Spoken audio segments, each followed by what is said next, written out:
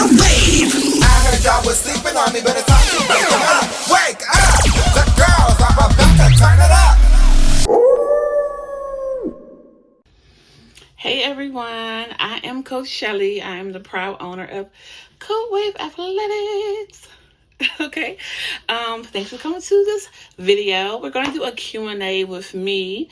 I have a list of questions from our athletes, coaches, nosy people, everybody, and I'm here to answer them. This is part 1 of the video.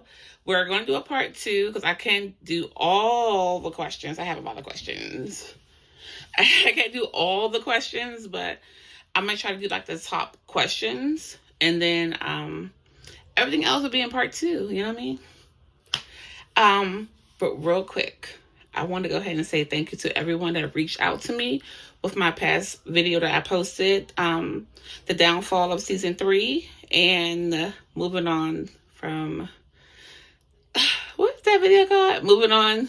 Oh, goodbye to the past, part 2. So those 2 videos, I got a lot of feedback and a lot of love from fellow owners, coaches, parents, past parents, present parents, my current coaching staff. I just want to say thank you so much for all the kind words. It's helped me continue to go on and on and on. You know, some things you can't foresee, and you know, I really thought that would like break me, but my spirit is too strong for that, so honey, I'm gonna keep going, okay?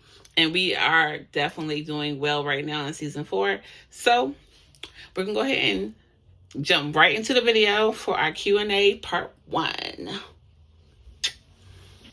Okay, so we're gonna jump right into it. Our very first question, it is from a coach. It says, what would you say is the most challenging part about being a coach? It's a number of things. I think the most challenging part about coaching is building the trust between like the athlete and the coach, that rapport. I think that's the hardest part, because when you are trusted in developing an athlete in skills or just behavior or whatever, I feel like it's easier for the athlete, a trusted athlete, to adhere to what you're saying and believe in their self, believe in you, and get the skills accomplished or completed. When you have an athlete who is they don't trust in you or your program, or they don't trust in their own abilities, it makes it very difficult. It can really shake up an atmosphere between you and the athlete. It can cause problems on the team when that person doesn't have like faith in yourself. Because it builds other things like, you know, low self-esteem, hatred, envy, you know, and it passes around. So I would say just like, you know, building, the hardest part for me, most challenging part for me as a coach, is building that trust between an athlete and yourself. Yeah. All right, we have another question. So this question is from an athlete. I can't say names, guys, but it's from an athlete. So what's competition day like, and what do you do to prepare? So competition day is, you're going to be filled with nerves and butterflies. Okay. A lot of athletes are nervous, even girls that already hit the mat before.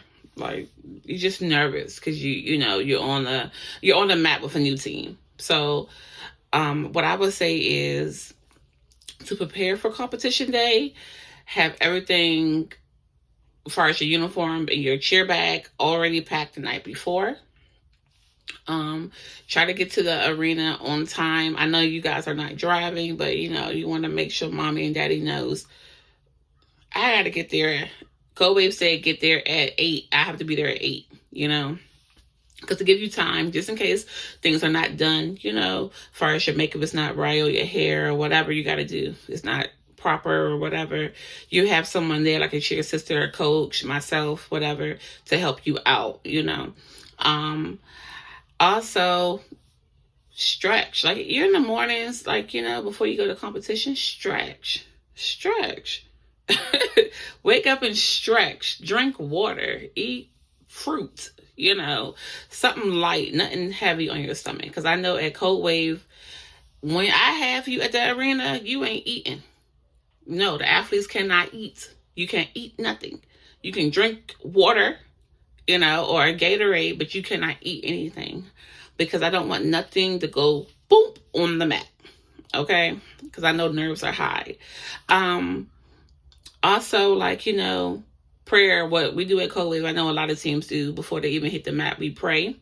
So we prepare with prayer before you even hit the mat and go out there and perform. Also, like, just while you're in the mat, doing the mats, like the run-throughs, the warm-ups, and the tumbling mat, and all the so forth and so forth, that's a good time to talk to your team that's already been on the floor. That's a perfect time, like, to talk to them in between mats, and just get that reassurance that everything's going to be okay. Like, girl, it's fine. It's 2:30, girl. You gonna be all right. We got this, A lot of, what you call it? Mat talk, okay? It's a good time to do all that mat talk, in the back. You should be doing that at practices anyway, but when you're at competition, it's a good time to do that, because it actually helps out with people's self-esteem and their feelings and their nerves as well, okay? And if you are feeling like, what else can I do to prepare? You can always reach out to your organization's admin. Your parents can reach out to the admin, just, asking questions that you're not even familiar with or you're unsure of, All right. Another question from another athlete. How long have you been coaching? I've been coaching for a long time. I've been coaching since I was a cheerleader. When I was cheerleading in high school, that's when I started assistant coaching with Glenarton Bulldogs. So yeah, that's when I've been coaching for a while before I became who I am as the owner of Cold Wave. My next question is from a coach. What made you want to own your own cheer team? I have had amazing opportunities to work with different community teams and high school teams. And I've seen that some organizations do not respect the sports of cheer.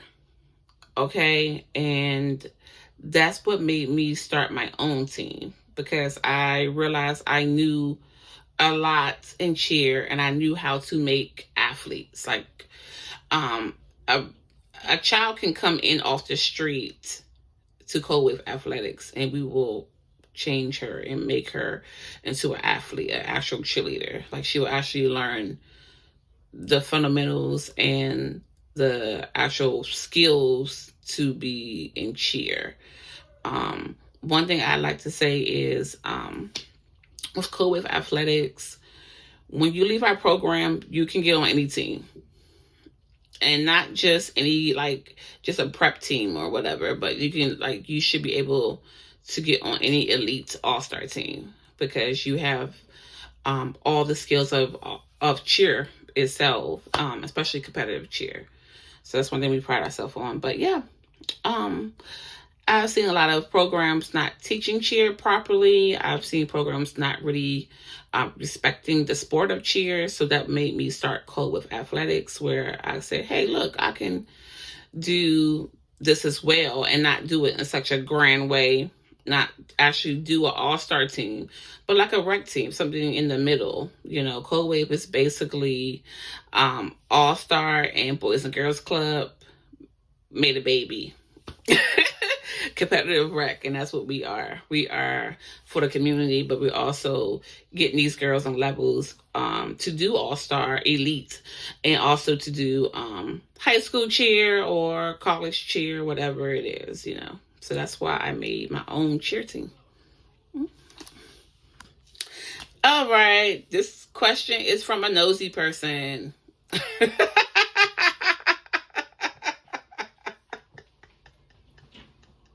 Oh man. This question right here.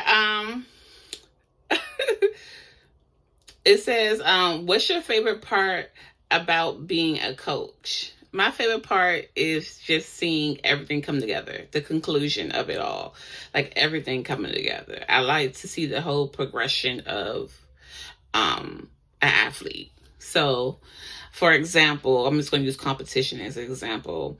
I like to see like the beginning stages, like, when you're in summer training and you're training and getting your strength up and getting in shape or learning new skills, to you in choreography, to you're trying to do stunts, to you learning new tumbling skills. I like to see all of that, and then you go into competition and performing on the mat and killing it. I like to see all of that, honey, or not killing it, whatever.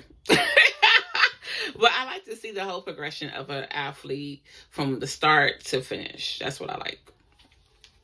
So that's my little thing. The next question, what do you love about cheer and what keeps you going? That's from a coach. What I love about cheer. Everything. I just love cheerleading. A little backstory. My upbringing wasn't the best upbringing. I didn't really like my circumstances when I was younger.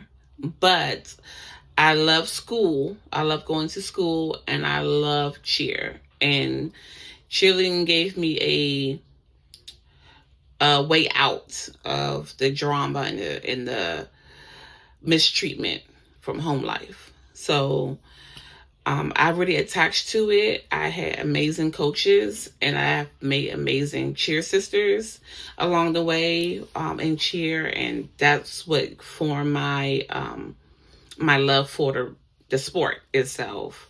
And it also opened doors. I realized, once you cheer like in high school and stuff, like it's kind of hard to get in trouble. Like I don't want to say it like that. I don't want to say it like that.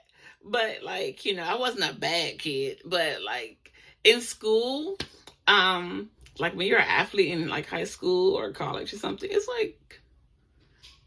like people be like, the staff be like, did she do it? Like, are you sure it's her, the cheerleader? Like, she didn't do that. And I'm like, yeah, I didn't do it. Like, but other than that, I just love cheer. Cheer has always been a sport that could bring anybody together, whatever backgrounds or different races and stuff. So I just love that part of cheer. Okay. I'm trying to see what the other question was. What keeps me going? I have a really, really, I got a tough spirit, honey. I've been through a lot at a young age. And the little things that's happening right now in my life as an adult is nothing compared to the things I've been through as, as a youngin'. And not youngin', but yeah, a youngin'. I really feel like you can't easily break me. I feel like, we are at a times where people will try to break you or try to bring you down or try to stop your motion. But honey, you can no one can stop your emotion but you until you stop. When you stop, that's when the motion stops. Okay. And I'm not a quitter at all, honey, period. So yeah, I'm gonna keep going. Hello. Next question. Hello. All right. Next question. For real. Oh, this from this from an athlete. There are some coaches that are tough and some who are lenient. Which one are you? You tell me. Which one am I? Tell me. It's like, no, I'm just. But no, I feel like I'm the more lenient coach. Real talk. I feel like I'm the coach you can talk to about anything at all. And most of the time that I'm coaching, I have a way tougher coach coaching next to me. I don't know what that's about. I don't know. It was like the balance of things. Hold 1 second. I'm so sorry.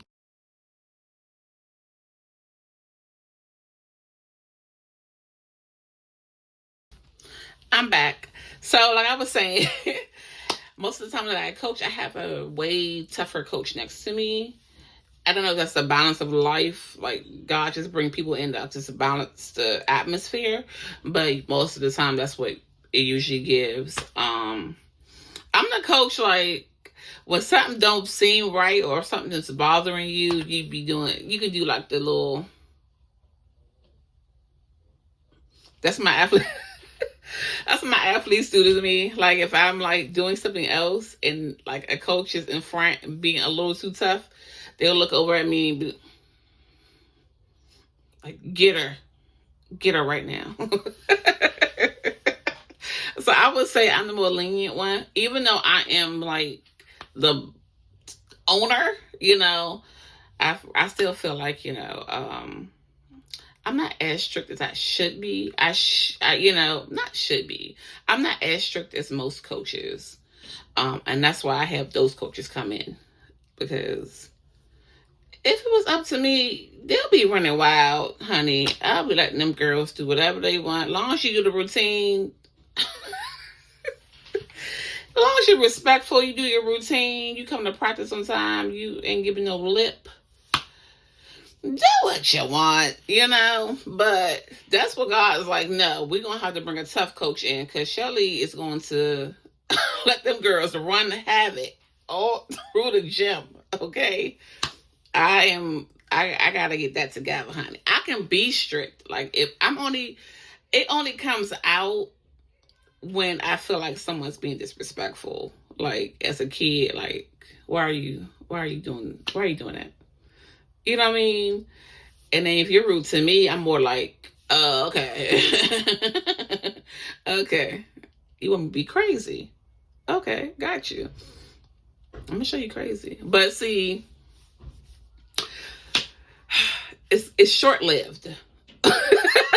It's short-lived. But yeah, I'm the more lenient one, I guess. Some people might say you different. Some of my athletes might say you different. They might say something totally different. They might say she both or whatever, but I don't think that, honey. Next question. All right, so next question is from, let's do a coach question. Hold on a second. I'm trying to find a coach one. So we did some athletes questions. Okay, here's a coach question. So the next one says, what does it take to run your own cheer program? It takes the whole armor of God. You need God and more his friends. Okay, the angels, everybody. Because I can smile here today, but if I tell you my experience from starting Cold Wave to now, you'll be like, girl, why you ain't quit? It's crazy. It's a lot. But seriously, it takes a lot of discipline, a lot of hard work, a lot of trust.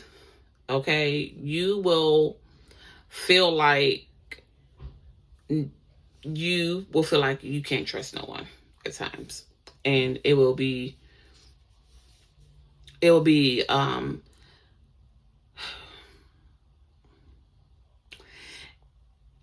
right. You will be right. You will be like feeling away like I can't trust nobody.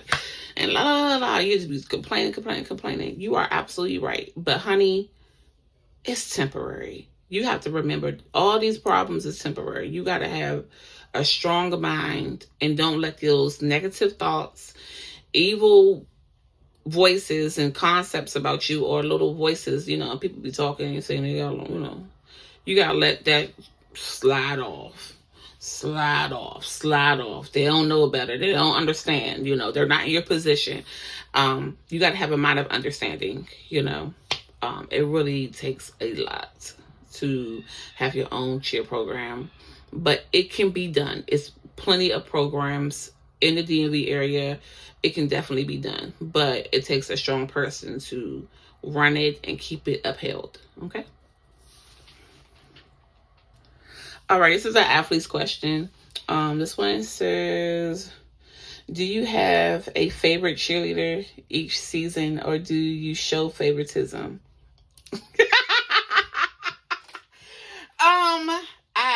For the second question, I can answer that one off bucks.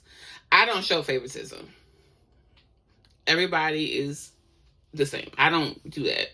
I don't even have children in the program. I don't show favoritism. So I see everyone as the same. I'm not going to show you favoritism.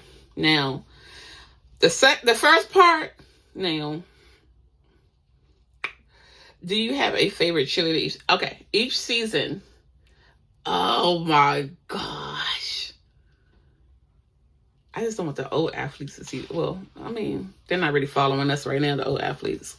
But I'm going to say this. So each season I do have a favorite. Just because that's my favorite, I don't show favoritism just because that's my favorite.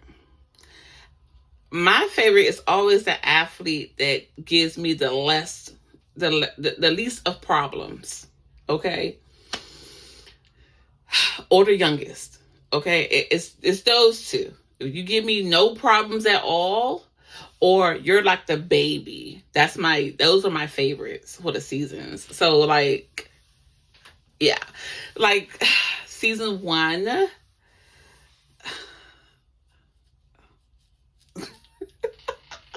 Okay, I can't say names, but I'll just say this. And the old athletes, if they're watching, oh well. Season 1, my captain was my favorite. Okay, my captain. Season 2, Puka Butt was my favorite. She still is my favorite because she's my Puka Butt. Because she was the baby of the team, that's my Puka Butt. Season 3, oh Lord Jesus.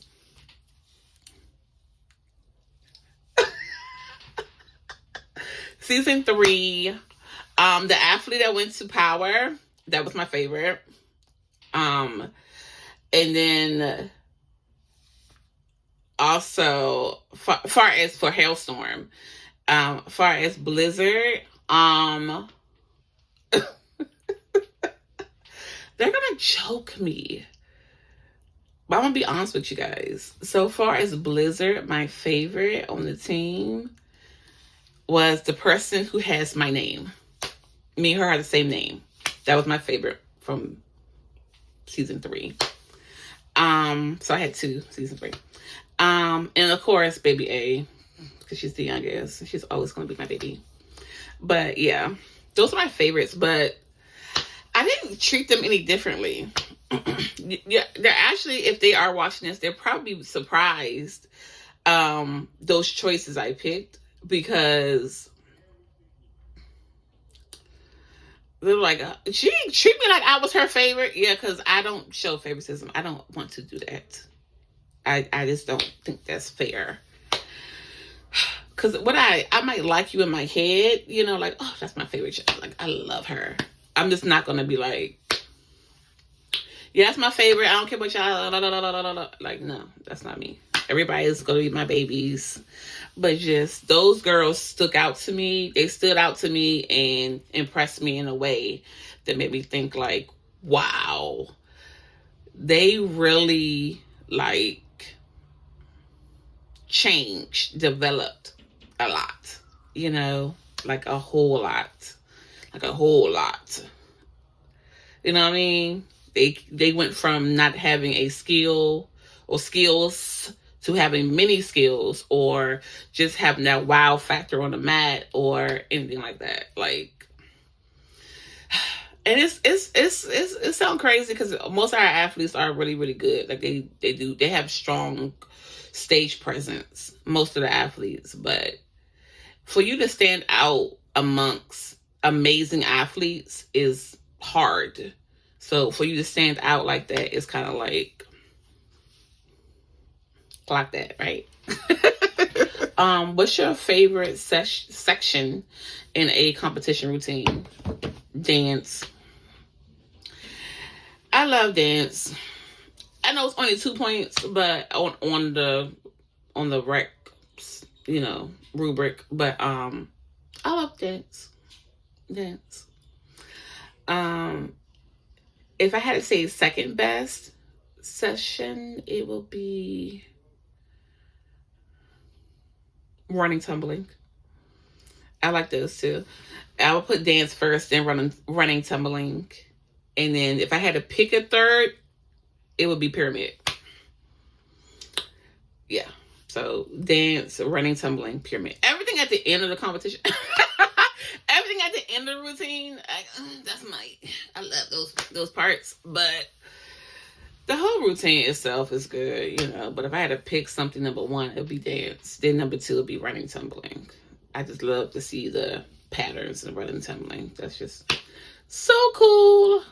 Okay. All right, so let's take another question. This is from a coach. This question is messy. What's your thoughts on bonding with and befriending your competitors? Let me tell y'all something. We get Cold Wave Athletics get past the mat almost every season now. We got it season 2 and 3 past the mat. We probably gonna get up season 4 because we just some girls. But